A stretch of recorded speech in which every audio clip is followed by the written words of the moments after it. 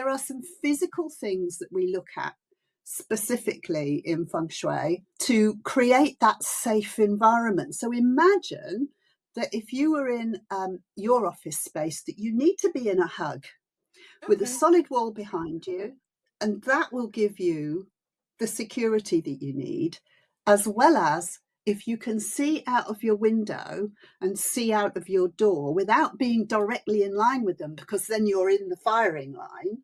That's your Okay. perfect Of environment. course, But we can't always do that.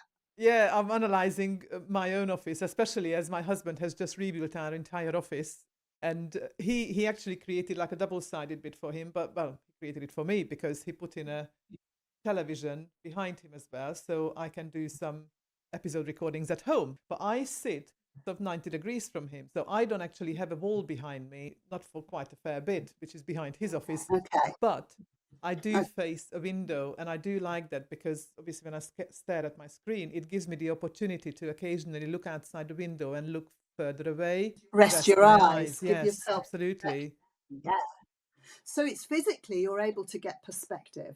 But the way that I work is that we may be looking at, lots of people work out of a bedroom, or they work out of a conservatory, or they're working on their kitchen table, or some people work on the sofa on a laptop, and or have clients who say, well, actually I do most of my best thinking in my bed, and they'll sit on the bed working. Quite a lot of creatives do that.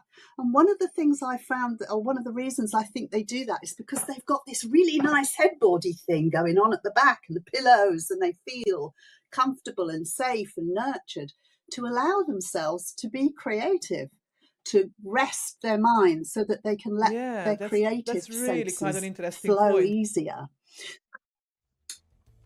If you were listening to this thinking this is exactly where I get stuck, that is not accidental. You have the business strategies, but leaking energy and focus through weak personal health routines. This is the work I do privately with business owners who are ready to build their routines so their business can run without it costing them their health.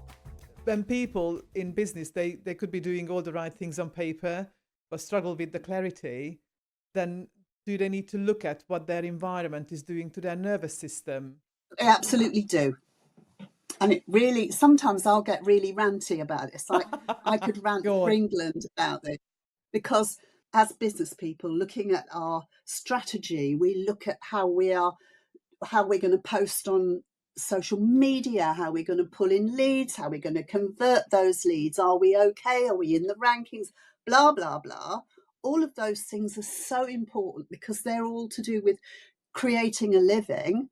But if they don't look at their environment, the patterns that they find themselves in will very rarely change.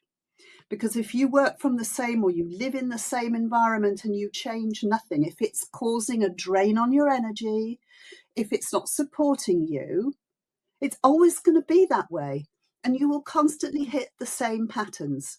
Whether those patterns are, I find it hard to get opportunity, whether those patterns are, I'm stuck, I don't feel very creative and I need to write this article, whether that pattern is, I get opportunities in and they just seem to disappear in front of my eyes. They've gone, don't know where they go. So all of these things are things that I try and find out about somebody's business when I'm working with them as a client that is looking to increase their revenue, or whether they're looking to just feel better at work.